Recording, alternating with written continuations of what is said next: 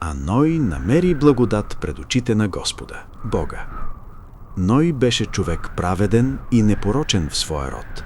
Ной ходеше по Бога. Той роди 3 синове – Сим, Хам и Яфет. Но земята се разтля пред лицето Божие и се напълни с злодейства. И Господ Бог погледна на земята и видя, че тя беше разтляна, всяка плът се бе отклонила от своя път. Тогава Бог рече на Ноя: краят на всяка плът дойде пред лицето ми, защото земята се напълни с злодейства от тях. И ето, аз ще ги изтребя от земята. И Бог каза: направи си ковчег от гоферово дърво. Направи преградни в ковчега и го засмоли отвътре и отвън със смола.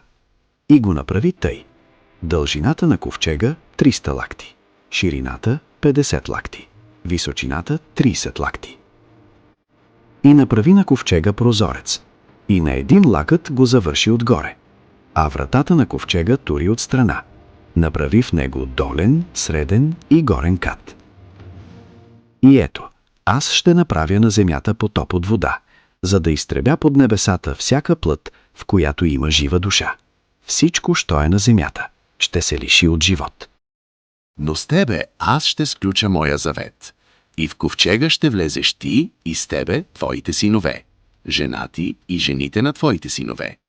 Вкарай в ковчега тъй също от всякакъв добитък, и от всички гадове, и от всички животни, и от всяка плът по 2, за да останат с тебе живи. Нека те бъдат от мъжки и женски пол. А ти си вземи всякаква храна, с каквато се хранят, и я събери при себе си. Тя ще бъде храна за тебе и за тях.